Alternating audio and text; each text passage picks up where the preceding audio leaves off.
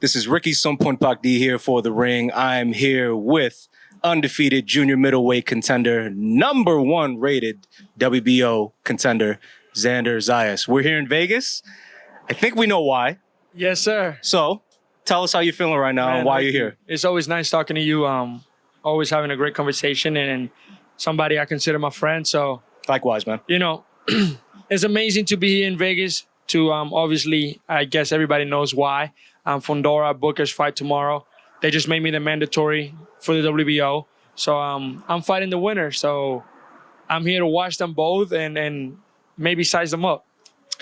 Yeah, it was the obvious question, right? You're here. Now, how do you see the fight playing out tomorrow? Do you have a preference on who you want to see win?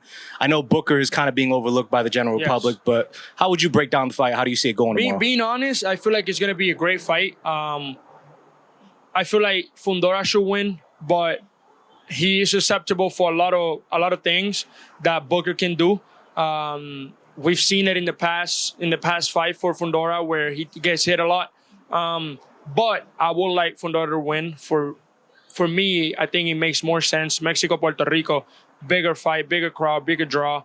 But I wouldn't mind as long as I fight for the title. Whoever wins, I'll be happy with it. You've been waiting for this title shot for a long time, man, and you're still relatively young, which is great. So you're in a great place in your career right now. I know we were talking about this when we were having lunch earlier, but Fundora being the champion, he's going to want to come out here and probably do it, right? Assuming he wins.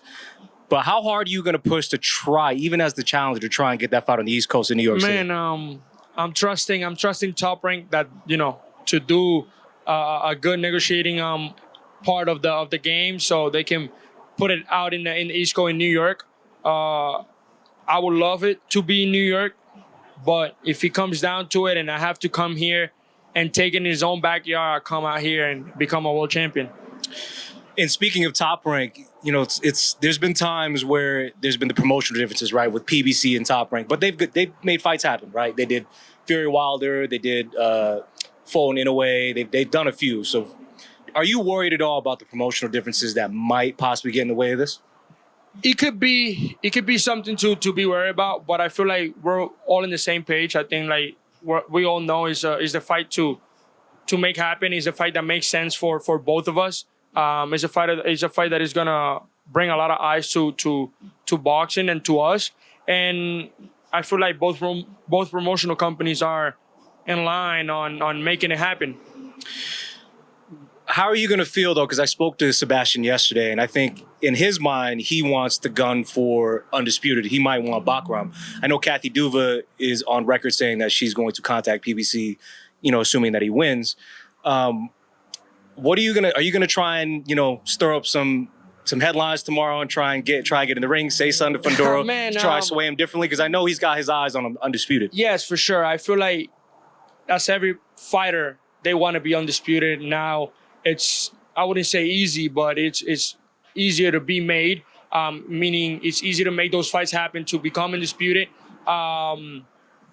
It's something that obviously if he takes that route, I'm kind of in the limbo. I don't think tomorrow I'll try to take too much of his attention because if it's his night, if he wins, I would like him to enjoy it, sit back, start conversations with us and maybe, hopefully make it happen. But I want to go out tomorrow, see him, measure him. I know he's 6'6", but, in real life, it's a bit different. So, yeah, to be honest, that's all I want to do. I don't want to start too much extra. You're a classic guy. Yeah, You've always been a classic guy. I'm a classic guy. I don't need to. I do my job in the ring. I do my talking in the ring. Outside of that, I'm going to let him enjoy this night if he come out victorious. And hopefully it's a fight that makes sense for him because I know it makes sense for me and my team. Has there been any prior conversations with you and Sebastian, like just Instagram DMs or anything possibly talking about this fight? No, never. I've never had a conversation with him. Actually, him and his sister, me and his sister, we used to be in Team USA together. Right. So we were teammates, but I've never met Sebastian in person. I've met with Samson. I know Samson. I've talked to him. And I feel like it's a fight that interests him. It's a fight that he feels it could be done. But again, I gotta wait and see him come out victorious tomorrow and start conversations. So if Sebastian Fundora decides not to go the WB route and wants to take up a unification fight with Bakhram. What are your thoughts on that? How would you feel about that? Well, I just feel like there's no other route for him. There's no other route for Sebastian Fundora. If he decides to go somewhere else, he gets stripped because I'm the mandatory guy. He has to defend for the WBO.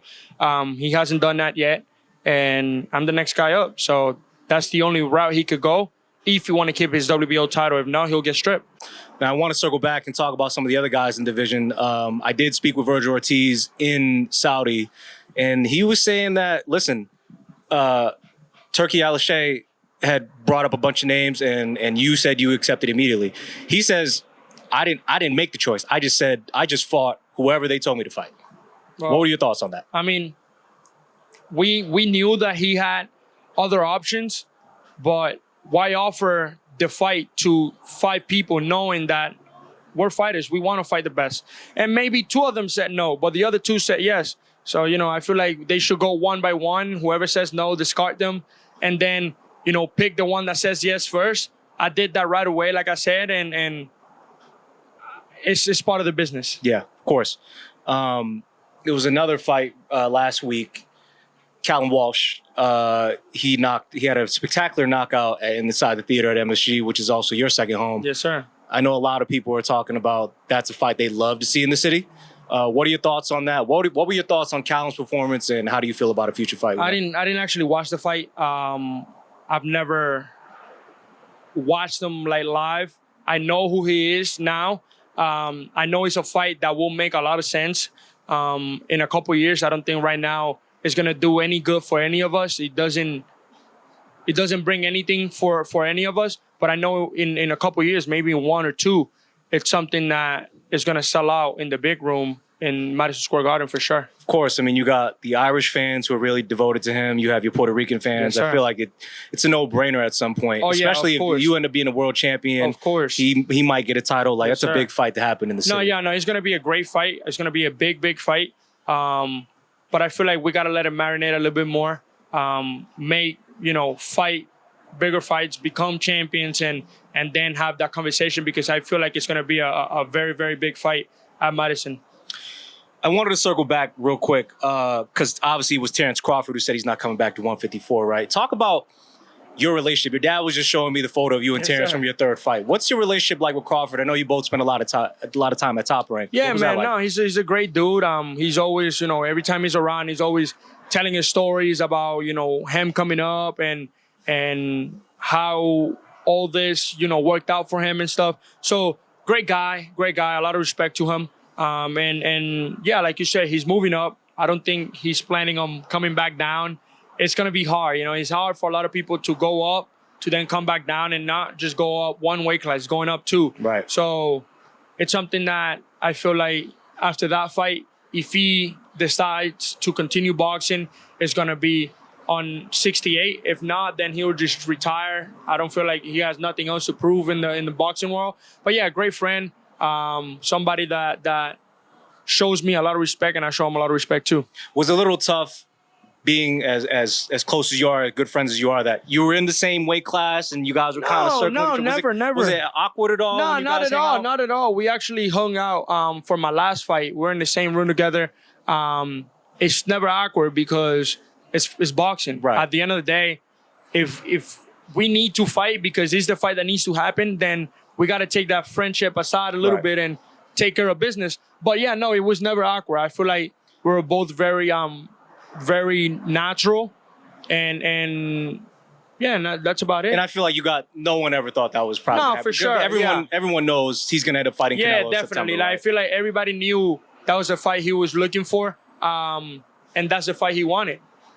What are your thoughts on that fight, if and when it does happen in September? Man, it's gonna be a tough fight. I mean, moving up 2 weight classes is a lot. I mean, it's a battle of a really good small man and a really good big man. For sure. It's going to be a little bit of a chess match because Crawford's a great fighter. Right. Crawford's a great fighter. He knows how to adjust. He's actually taller than Canelo Alvarez. I know, that's a lot longer of people, in reach. A lot of people don't know that. But just the moving up in weight class, I feel like for me is what makes a difference. Canelo's been sitting in 168 for a long time. He's comfortable there. He's beat top guys at that weight class. And I feel like it's going to be a very, very good fight. Yeah, we're excited for it. There's a lot of great fights coming up, man. But Xander, I appreciate the time.